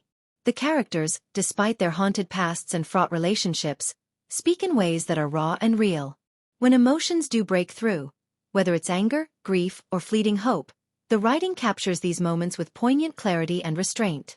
There are no melodramatic outbursts. Instead, the emotions are often delivered in quiet, sometimes broken phrases that feel much more powerful for their subtlety. These moments linger in the mind, revealing the deep wells of pain and resilience within the characters. The script also excels at balancing tension with occasional moments of dark humor and sharp wit. These flashes of levity come at just the right moments, preventing the film from becoming oppressively grim while adding complexity to the characters. The humor is dry, sometimes sardonic, and feels completely earned, arising naturally from the characters' personalities and situations. When a character delivers a clever or ironic remark, it adds texture to their portrayal, making them more relatable and human. These moments also serve as emotional release valves, allowing the audience to catch their breath before plunging back into the film's heavier themes. A highlight of the writing is the way relationships are revealed and developed through dialogue. The exchanges between characters often feel loaded with history, regret, or unresolved tension. The script doesn't rush these moments but lets the conversations unfold slowly, allowing the emotional complexity to build naturally. There's a beautiful layering in how characters circle around their shared pasts, often avoiding direct confrontation but still exposing deep vulnerabilities. This slow, deliberate peeling back of emotional layers adds a richness to the narrative and keeps viewers hooked on discovering the hidden depths of each relationship. The screenplay is also rich with memorable, impactful lines that echo the film's themes long after the credits roll. These aren't just clever quips or punchy one-liners but sentences imbued with metaphor and emotional resonance. For instance, a line about holding on to memories like lifelines does more than just sound poetic. It encapsulates the protagonist's struggle with trauma and the fragile grip she has on her past and present. Such lines become thematic anchors, weaving through the film like quiet mantras that deepen the storytelling without ever feeling heavy-handed or preachy. Silence and pauses in the script deserve special mention because they function almost like dialogue themselves. The screenplay understands that sometimes what's left unsaid or the pregnant pause before a response carries far more weight than any spoken word. These silent moments heighten the tension, deepen the emotional impact, and reveal character states that words cannot fully express. Watching characters exchange loaded looks, hesitate, or fall into quiet reflection adds a powerful nonverbal layer to the storytelling, making the dialogue feel multidimensional and textured. Another impressive aspect is the avoidance of heavy-handed exposition. The script cleverly weaves background details and backstory into conversations and environmental storytelling, rather than dumping them in clunky, unnatural dialogue. This keeps the film's pace steady and maintains a sense of mystery and discovery. You don't feel like the characters are just talking to inform the audience. Instead, their conversations feel like genuine attempts to communicate within their world, with the audience invited to piece things together from context and nuance. Distinctiveness of voice is another strong suit of the script. Each character has their own way of speaking that reflects their personality, history, and emotional state. This individuality helps keep interactions fresh and believable, and prevents any risk of characters blending into one another. Whether it's the protagonist's guarded, economical speech or a secondary character's rough, blunt manner, the dialogue makes it clear who is who without needing to rely on obvious exposition. The language itself strikes a beautiful balance between the poetic and the plain-spoken. The script uses metaphor and imagery naturally, often tied to the film's recurring themes of decay, memory, and nature. These poetic touches don't feel artificial or out of place. Instead, they enhance the eerie, melancholic atmosphere of the film and give the dialogue an almost lyrical quality that enriches the overall tone. Finally, the script structure and pacing of dialogue help maintain a rhythm that pulls the audience in and holds their attention. Conversations ebb and flow with natural pauses, interruptions, and overlapping voices, mimicking real life. This rhythm makes scenes feel dynamic and alive, contributing to the immersive experience. You find yourself hanging on to each word, eager to catch the nuances and shifts in tone, which adds to the film's suspense and emotional resonance. All in all, the dialogue and script in The Last Woman Who Lived Here are a masterclass in subtle storytelling, emotional depth, and character-driven writing. The film uses language not just as a tool for communication, but as a way to evoke mood, reveal inner worlds, and build tension. It's a screenplay that rewards close listening and thoughtful engagement, making the film's haunting, mysterious world feel vivid, real, and endlessly compelling. Alright, let's really unpack how The Last Woman Who Lived Here plays with genre conventions, because this film doesn't just settle for following the usual psychological thriller or mystery roadmap. It twists and reshapes that map in clever ways that make the experience feel fresh and unpredictable. Right from the start, you get a vibe that this isn't your typical genre flick full of loud scares or obvious plot twists. Instead, it's more like a slow, creeping unease that sneaks up on you, mixing suspense, drama, and a touch of eeriness into a mood that's both haunting and intimate. The film's approach to suspense and tension is a masterclass in subtlety. It avoids the cheap jump scares and frantic chase scenes that can sometimes plague thrillers and horror movies. Instead, it uses atmosphere and psychological depth as its primary tools. The suspense grows out of what's unsaid, what's hidden in shadows, and the fractured mental states of the characters. This means you're not just watching events unfold, you're drawn into a psychological labyrinth where every glance, every pause, and every odd noise matters. The tension isn't in your face. It's the kind of slow burn that nestles under your skin and sticks with you long after the credits roll. Now about genre expectations. The film definitely nods to some familiar tropes. You've got mystery, isolation, secrets, and the classic haunted past elements, but it doesn't just recycle these clichés. Instead, it plays with them, bending and subverting expectations. For example, the protagonist isn't a standard, final girl, or helpless victim. She's complex, layered, and her survival isn't just about escaping physical danger but grappling with internal demons. This adds a psychological richness that deepens the genre experience beyond the usual thrills. The film invites you to invest emotionally in the character's struggles, making the suspense feel personal rather than generic. One thing that stands out is how the film balances tension with emotional drama. It's not just about keeping you on edge, it also explores grief, trauma, and human connection in a way that feels authentic and affecting. These emotional beats don't feel tacked on or out of place. They're woven seamlessly into the story's fabric. This mix of emotional depth with genre tension keeps the film grounded, making it more than just a puzzle to solve or a series of scares to endure. Instead, it becomes a meditation on loss, memory, and the fragility of human existence, all within a thrilling framework. The pacing is another spot where the film excels in genre execution. It knows when to pull back and let the silence and atmosphere do the heavy lifting, and when to ramp up the suspense with moments of confrontation or revelation. This rhythm avoids the pitfalls of many thrillers that either drag endlessly or rush through key moments. The ebb and flow feel deliberate and measured, letting you absorb the mood and complexity without losing interest. You get a real sense of place and mood, which is just as crucial to the genre as the plot itself. Humor, while not a headline feature, sneaks in at just the right moments to add layers of texture. It's not broad or slapstick but often dry and slightly sardonic, giving the characters moments of humanity and relatability amid the tension. This subtle humor also serves to break the intensity just enough so the film doesn't feel oppressively dark. Instead, it creates a nuanced tone where you can feel the weight of the story but still recognize the quirks and ironies of human nature. Visually and atmospherically, the film also shakes up genre norms.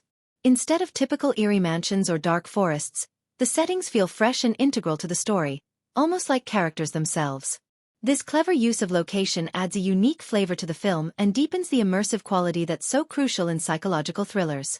The environment mirrors the characters' inner turmoil, creating a seamless blend of setting and story that elevates the genre execution.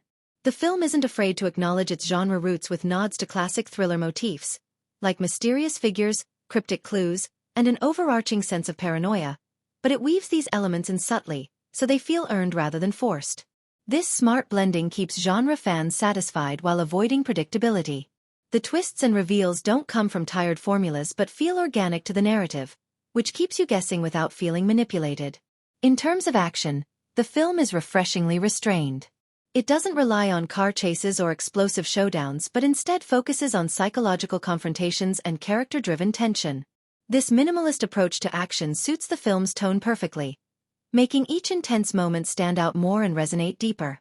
The sparing use of physical action means every confrontation is charged with meaning, adding gravity to the film's emotional and narrative stakes. Drama is front and center, interwoven with suspense to create a story that's as emotionally compelling as it is thrilling. The characters' personal struggles are never sidelined for the sake of genre thrills. Instead, they fuel the story's momentum. This blending of drama and suspense helps the film rise above mere genre entertainment, offering viewers a more layered and thought-provoking experience. Ultimately, The Last Woman Who Lived Here delivers genre execution that respects and reinvents its psychological thriller and mystery roots. It's a film that knows its audience and doesn't take shortcuts, choosing instead to craft an atmosphere rich with emotional depth, suspenseful pacing, and unexpected twists. It balances tradition with innovation, creating a viewing experience that's both familiar enough to feel comfortable and surprising enough to keep you on the edge of your seat. If you enjoy stories that play with genre expectations while delivering emotional weight and smart storytelling, this film hits all those marks beautifully. The Last Woman Who Lived Here does something quite impressive. It wraps its gripping suspense and eerie mystery around a thoughtful and nuanced social and cultural commentary that gently seeps into the story, enriching it without ever feeling forced or preachy. This film is like that clever friend who drops deep observations mid-conversation without making you feel like you're in a lecture. It manages to explore some pretty complex contemporary issues with a subtlety and grace that keeps the viewer engaged, adding layers of meaning that elevate the whole experience beyond just being a thriller. Let's start with the theme of isolation, which isn't just a plot point but a powerful lens through which the film examines human connection, or the lack of it, in modern life. The protagonist's physical solitude in this desolate environment is mirrored by a deeper emotional and social isolation. This reflects a broader cultural moment where, despite the hyper-connected nature of technology and social media, many people feel profoundly alone and disconnected. The film explores this paradox beautifully, showing that isolation isn't just about being physically alone. It's about feeling unseen, unheard, or emotionally cut off from others. This emotional isolation fuels much of the film's tension and character motivations, and prompts the audience to consider how society often overlooks the quiet suffering of those who feel invisible. Gender dynamics are another critical layer running through the film, woven in with care rather than shoved into the foreground. The title itself, *The Last Woman Who Lived Here*, carries a weighty suggestion about vulnerability, survival, and gendered experience. The film delves into how women, especially those who find themselves in dangerous or traumatic situations, navigate a world that frequently underestimates or misrepresents them. Instead of the protagonist being a typical final girl stereotype, she's portrayed with all her complexities: fears, strengths, flaws, and resilience. This nuanced portrayal challenges the simplistic tropes often found in genre films, inviting viewers to reflect on how women's stories are told in media and culture. It subtly critiques societal expectations around women's roles in trauma and survival, giving the film a sharp and timely edge.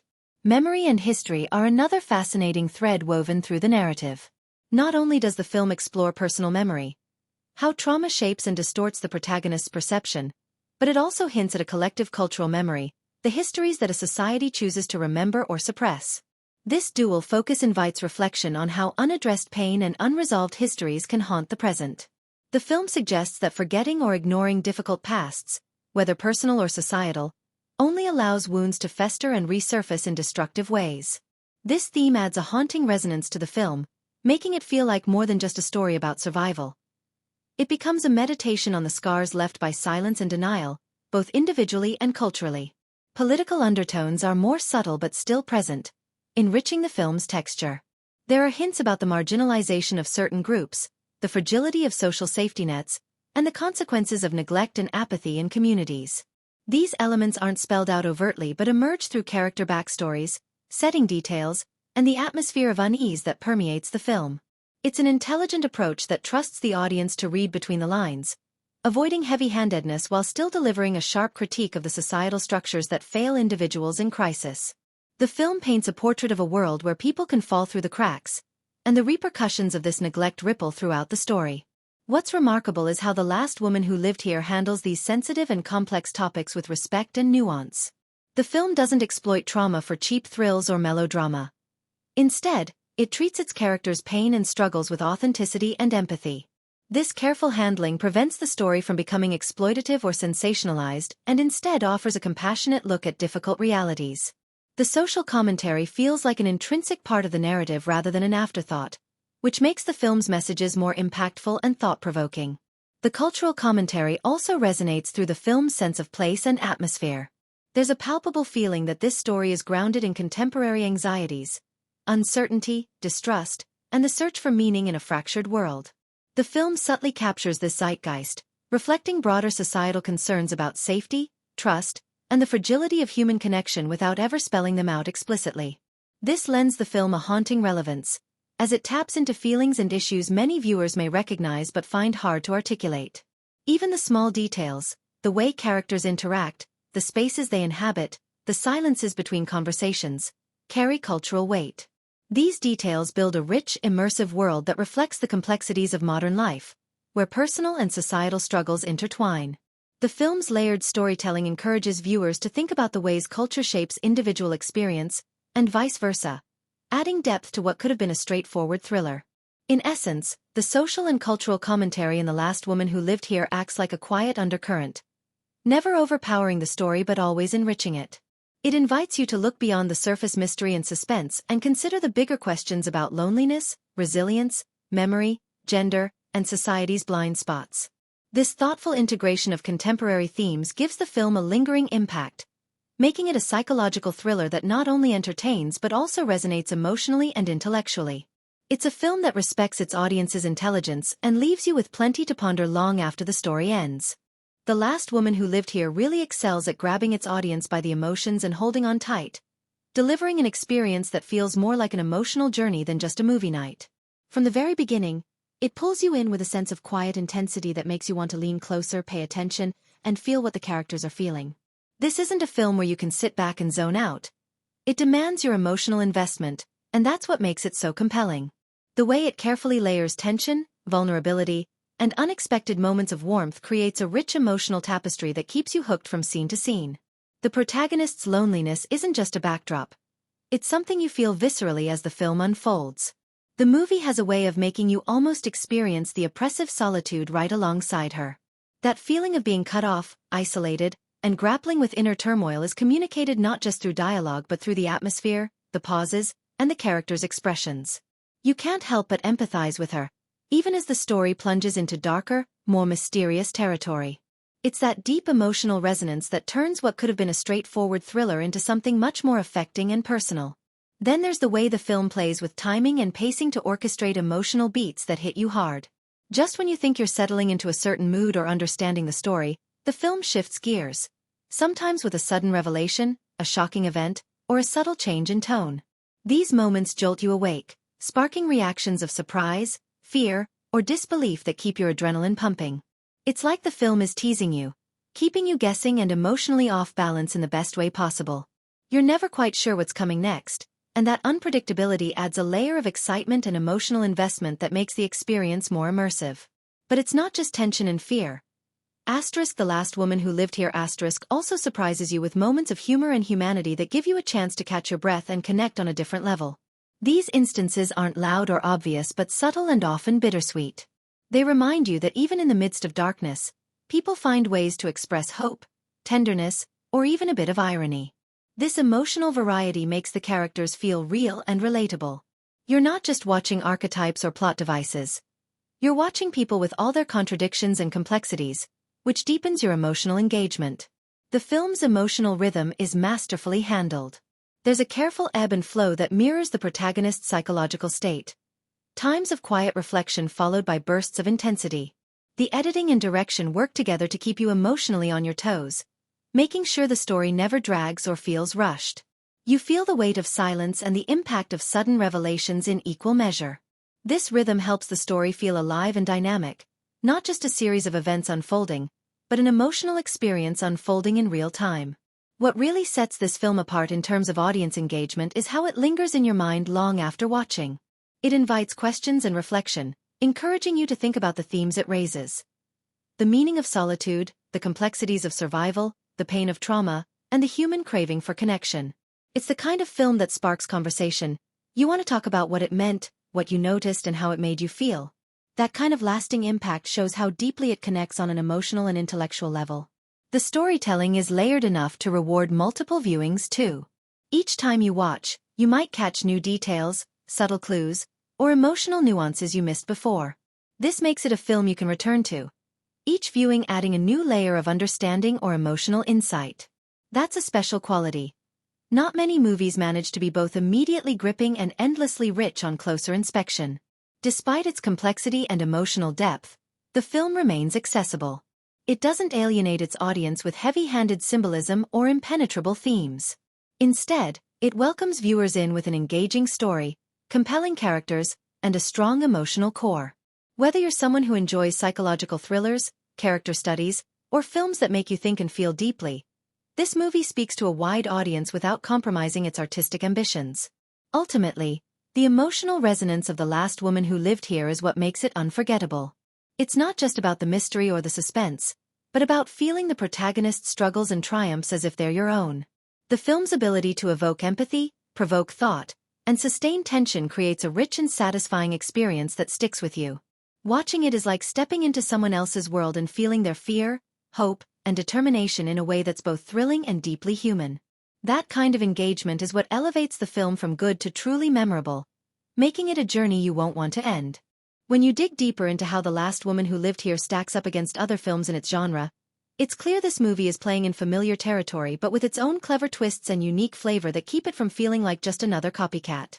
On the surface, it shares DNA with psychological thrillers and survival dramas that explore isolation, trauma, and the fragility of the human mind.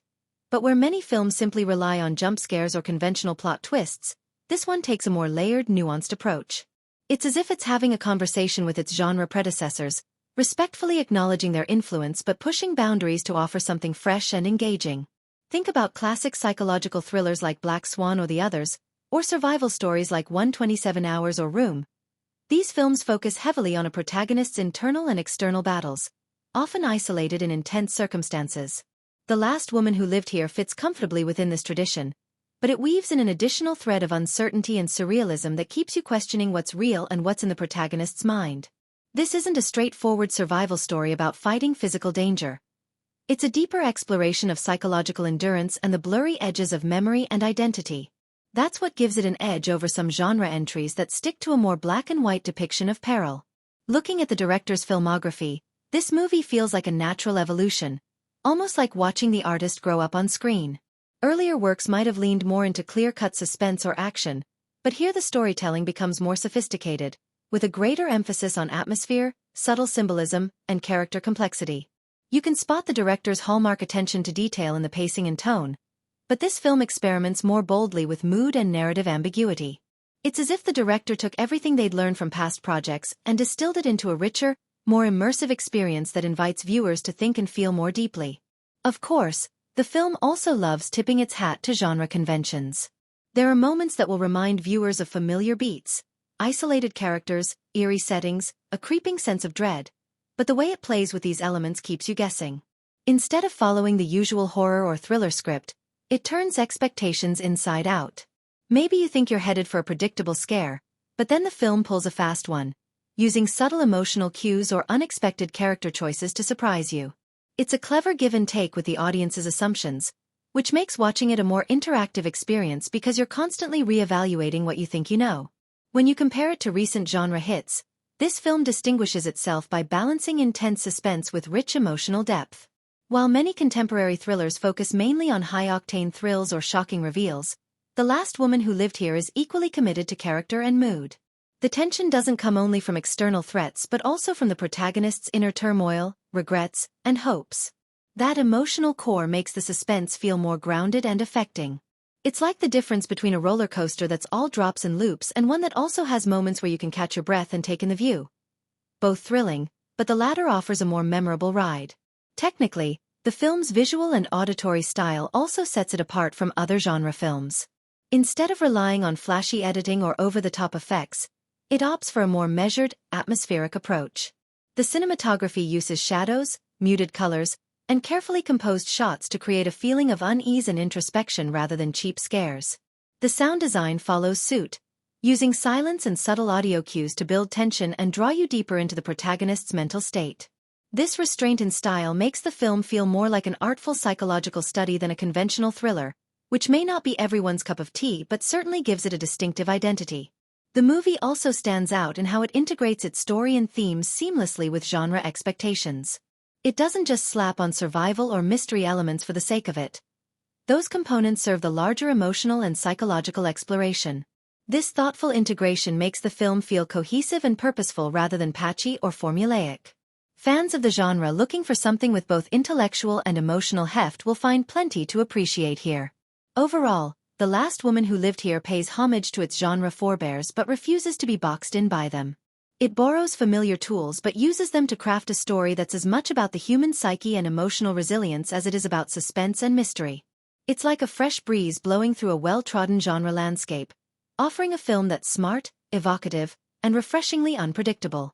For anyone who loves psychological thrillers but craves something a bit deeper and more nuanced, this movie makes a strong, confident statement without ever losing its sense of fun and intrigue. When you really dive into the world of The Last Woman Who Lived Here, the layers of symbolism and metaphor start to reveal themselves like pieces of a beautifully complex puzzle. It's not just about what's happening on the surface. The film invites you to look beneath the obvious and discover a rich web of hidden meanings and recurring visual cues that elevate the whole experience from just a story to something much deeper. The way these elements are woven seamlessly into the narrative makes watching the film feel like an active exploration, where every detail has the potential to unlock new insights. The house itself is probably the most potent symbol in the movie.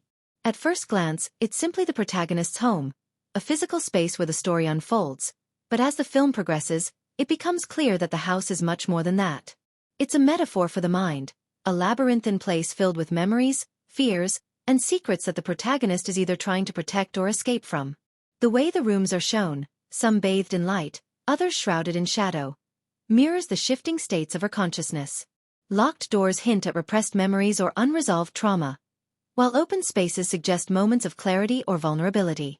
This physical setting as a mental landscape is such a clever way to externalize the protagonist's internal journey, allowing viewers to feel her emotional isolation and confusion through the very walls that surround her. Colors are another fascinating layer of symbolism. Throughout the film, there's a deliberate and artful use of color palettes that shifts with the emotional tone. Soft blues and grays wash over scenes where the protagonist feels alone or contemplative, evoking a sense of coldness and detachment. These muted tones create an atmosphere of melancholy and introspection. Then, in moments charged with tension or revelation, bursts of red or gold appear, sometimes subtly in the background, sometimes glaringly in a key prop or piece of clothing, signaling danger, passion, or a pivotal turning point. The colors act almost like an unspoken language, guiding the viewer's emotional response without relying on dialogue or overt action. It's a smart visual tool that adds depth and nuance, making the film's emotional beats feel richer and more textured. Water is another recurring metaphor that threads its way through the narrative. It appears in various forms: rain tapping against windows, reflections shimmering on surfaces, or even a distant river murmuring in the background. Water here is multi-layered in meaning. It symbolizes cleansing and renewal, suggesting that the protagonist might be seeking some form of emotional purification or rebirth. But it also represents turbulence and the uncontrollable nature of feelings. Just as water flows and churns unpredictably, so too does her mind swirl with confusion, fear, and hope. This duality adds an evocative texture to the film, reminding viewers that emotions are fluid and ever-changing, much like the natural elements surrounding the protagonist. Mirrors and reflections also play a significant symbolic role. Throughout the film, characters catch glimpses of themselves in mirrors or other reflective surfaces during key moments of self-realization or conflict.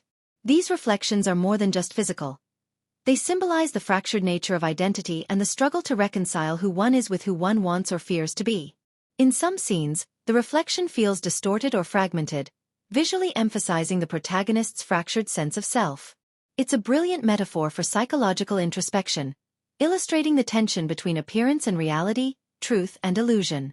The way these mirrored images are framed and linger on screen encourages viewers to ponder the deeper questions of identity and perception that the film raises. Beyond these larger symbols, the film is packed with smaller recurring objects that quietly but powerfully contribute to its thematic richness. A broken clock might symbolize the protagonist's fractured sense of time or a life that feels stuck or out of sync. Wilted flowers scattered throughout scenes suggest decay and loss, reinforcing the film's exploration of mortality and impermanence. A piece of jewelry passed between characters carries emotional weight, symbolizing connection, memory, or even guilt. These small details aren't random. They are carefully placed narrative anchors that link different parts of the story and reward attentive viewers with added layers of meaning.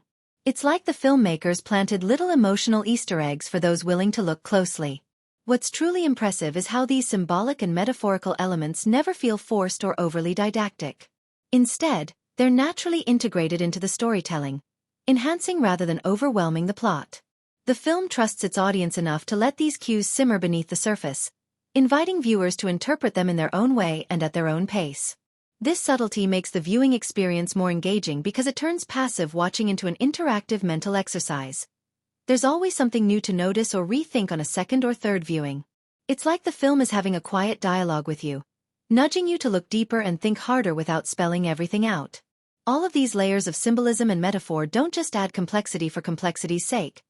They serve to deepen the emotional impact and thematic resonance of the film. They transform what might have been a straightforward psychological thriller into a rich, immersive experience where every frame and every object feels charged with significance. This makes the story linger in your mind long after the screen goes dark, inviting ongoing reflection and conversation.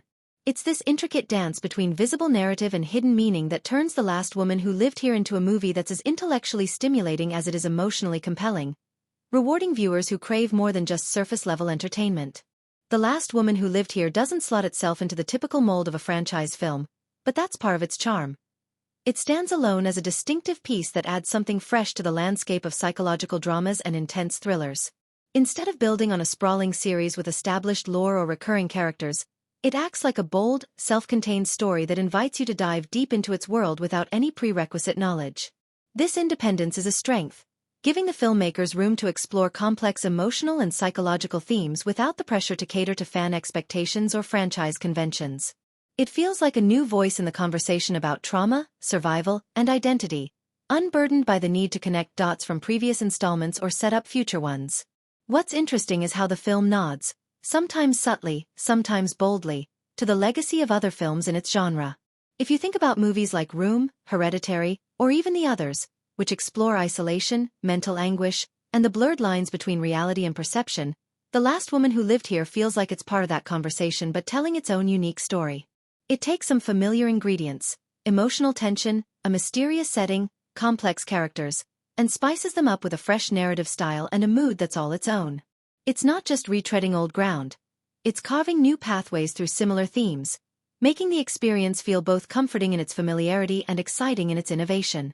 Because it's not bound to a larger franchise, the film can take storytelling risks that might feel too daring or disruptive in a series with a set formula. It can linger on uncomfortable silences, use non-linear storytelling, or delve deeply into its protagonist's psyche without needing to resolve every plot thread neatly. This freedom enhances the film's immersive quality, letting viewers feel the protagonist's confusion, pain, and resilience on a very personal level. It's like stepping into a new world crafted with intention and care, where every choice is designed to pull you further into the emotional heart of the story. On the flip side, the film also doesn't try to anchor itself in a specific historical period or real-world event, which is an interesting choice. It creates a world that's deliberately vague in time and place, almost existing in a liminal space that blurs reality and memory. This lack of concrete historical context adds to the film's eerie, dreamlike atmosphere. The settings, costumes, and props aren't tied down by period accuracy but instead feel timeless, as if the story could be happening anywhere or any time. This ambiguity amplifies the sense of isolation and dislocation experienced by the protagonist, making the viewer focus more on the internal emotional landscape rather than external historical events. Despite this, the film's production design is meticulous, creating a world that feels lived in and tangible. Every room, object, and shadow is carefully chosen to evoke mood and meaning rather than historical specificity. This approach keeps the viewer grounded in the story even while the narrative flirts with surrealism and psychological complexity. The absence of clear historical markers invites audiences to project their own experiences and emotions onto the film, making the story more universally resonant. In terms of cultural or social relevance, the film setting outside of a strict historical or franchise framework allows it to engage with contemporary themes in a subtle and universal way. It's less about pinpointing a moment in history and more about exploring timeless human struggles: grief, memory, identity, and resilience. This universal focus helps the film connect emotionally with a wide audience, regardless of background or prior knowledge. So while The Last Woman Who Lived Here doesn't contribute to a larger franchise narrative or serve as a historical reenactment, it stands out as a powerful and innovative work that enriches its genre. It respects the traditions of psychological thriller and drama but pushes boundaries by focusing on intimate, character-driven storytelling in a setting that feels both specific and universal. This balance of independence and homage, ambiguity and detail, gives the film a unique place in modern cinema. One that invites viewers to experience a haunting and thought-provoking journey all on its own terms. When diving deeper into the budget and box office tale of The Last Woman Who Lived Here, it becomes clear that this film is a shining example of how resourcefulness can turn limited funds into cinematic gold. The budget was nowhere near the level of a typical Hollywood blockbuster, but that's precisely what gave the filmmakers a unique edge. Instead of pouring money into CGI extravaganzas or star-studded cameos, the focus was on crafting an immersive atmosphere and telling a deeply personal story. The production team made every dollar count, investing carefully in atmospheric locations, subtle lighting techniques, and practical effects that enhance the haunting mood without breaking the bank. This approach to budget management shows in the final product. The film looks polished, purposeful, and tightly crafted. There's an intentional rawness to certain scenes that feels more authentic than overproduced, making the story's emotional beats hit harder. It's clear that the filmmakers didn't just settle for making do with a smaller budget. They embraced it and turned constraints into creative opportunities. For example, the use of natural lighting in many sequences adds a layer of realism that CGI-heavy films often lack, pulling viewers closer into the intimate world of the protagonist. Practical effects are employed judiciously, creating unsettling moments without relying on expensive digital trickery. This kind of economical storytelling feels both refreshing and smart, proving you don't need a giant budget to create a gripping cinematic experience. Financially, The Last Woman Who Lived Here had a modest theatrical rollout that reflected its indie spirit. It wasn't the kind of movie that opened in thousands of theaters or had a massive marketing blitz. Instead, it targeted select venues and audiences who appreciate psychologically driven, atmospheric films. This kind of release strategy means the initial box office numbers weren't eye-popping, but it also allowed the movie to build momentum organically. Rather than burning bright and fading fast, the film grew on audiences, with word of mouth playing a crucial role in expanding its reach. Early viewers who were captivated by the film's emotional depth and eerie atmosphere became its best promoters, sparking discussions online and encouraging others to seek it out. The marketing campaign for the film was cleverly low-key yet highly effective within its niche. Instead of relying on flashy trailers or wide-reaching advertisements, the campaign leaned heavily on targeted promotions through film festivals, social media buzz, and carefully curated interviews. This strategy fit perfectly with the film's tone, emphasizing its thoughtful storytelling and atmospheric qualities rather than trying to sell it as a conventional thriller or horror flick. The subtle, almost mysterious marketing approach created curiosity among cinephiles and genre fans, driving interest through intrigue and critical acclaim rather than loud, broad appeals. Audience reception played a vital role in the film's ongoing financial story. The people who connected with the film tended to be deeply engaged, often discussing its layers of meaning, complex characters, and haunting visuals long after watching. This kind of passionate audience engagement helped fuel repeat viewings, especially on digital platforms and streaming services, where the film found a second life. In today's market, box office numbers are just one piece of the puzzle, and The Last Woman Who Lived Here benefited greatly from strong after-theatrical performance. Its presence on streaming services, coupled with positive reviews and social media chatter, contributed significantly to its overall earnings. Another interesting aspect is how the film's budget and box office success demonstrate a shifting trend in cinema, where mid-budget films with strong artistic vision can carve out their own space amid giant franchise blockbusters. This film stands as proof that with clever budgeting, focused storytelling, and savvy marketing, smaller films can still make a meaningful financial impact. It appeals to an audience hungry for something different from the usual big-budget spectacle, offering emotional depth and psychological complexity that resonate well beyond the ticket sales.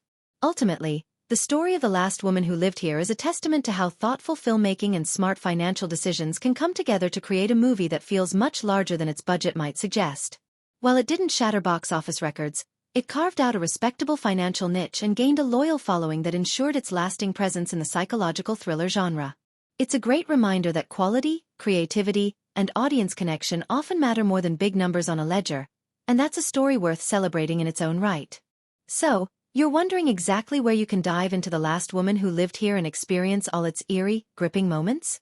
Well, the good news is that the film has been made available across multiple platforms, giving viewers plenty of choices depending on their viewing preferences and setups. When it first rolled out, the movie was featured in select theaters, mostly in major cities and art house cinemas that cater to indie films and psychological thrillers. If you're someone who thrives on that big screen atmosphere, where the sound surrounds you, the visuals are larger than life, and the tension builds up palpably in a dark room full of fellow movie lovers, then keep an eye out for special screenings, festivals, or limited re-releases in cinemas near you. There's something undeniably electric about watching a film like this in a theater, where every shadow and haunting sound seems to envelop you in the story's world. But let's face it, not everyone has easy access to theaters playing this kind of niche film, and that's where the digital revolution really shines. The Last Woman Who Lived Here embraced modern viewing habits by making itself available on major streaming platforms. Whether you subscribe to one of the big streaming services or prefer smaller, specialized platforms, chances are good you'll find it ready to stream. Streaming gives you the freedom to watch it on your own schedule. Pause when you need a breather, rewind to catch a subtle detail you missed, or just sit back and binge the movie with full control over your environment. It's a perfect fit for a film that invites deep attention and reflection. For those who prefer the own it forever vibe, digital purchase options are usually available too. Buying the movie digitally means you can revisit it whenever you want without worrying about licensing removals from streaming services. This is especially handy for a movie like The Last Woman Who Lived Here, where the complex narrative and rich visuals often reward multiple viewings. And if you're a physical media fan, maybe you like adding something special to your collection or enjoy bonus features that come with DVDs or Blu-rays, there's good news there as well. Limited edition physical copies often come packed with behind-the-scenes content, director commentaries, deleted scenes, and interviews with the cast and crew. These extras provide a treasure trove of insights and enhance your appreciation of the film's intricate layers and creative choices. Now, if you want the absolute fullest impact, here's a little tip. Create the perfect viewing environment at home. Dim the lights or watch at night when you can fully immerse yourself without distractions. Use a good quality sound system or headphones because the film's sound design and musical score are crafted to heighten the mood and build suspense. The subtle creaks, whispers, and atmospheric sounds play a crucial role in pulling you deeper into the story. Plus, the cinematography is rich with details that really pop on a larger high-definition screen, so if you can hook up your laptop or streaming device to a TV with great picture quality, you'll get the best visual experience. Thinking about watching it with friends or family? This film actually works great as a conversation starter. Its layered storytelling, symbolism, and emotional twists give plenty to unpack and debate after the credits roll. Hosting a small movie night where you can pause and discuss key moments or theories adds a whole new dimension to the experience. It's one of those films that benefits from shared reflection and multiple perspectives. On the go. The movie's availability on mobile-friendly platforms means you can watch it anytime, anywhere. Perfect for flights, train rides, or cozy evenings curled up with your tablet or phone. Just be prepared to get drawn in and maybe even a little spooked by those quiet, haunting moments no matter where you watch. So whether you want the immersive thrill of a theater, the comfort and control of home streaming, the collector's pride of physical editions, or the convenience of mobile viewing, The Last Woman Who Lived Here offers a way in that fits your style. The important part is to set the mood and let yourself get lost in its haunting world whenever and however you choose. It's a movie that stays with you long after you've watched it, making every viewing opportunity a chance to discover something new.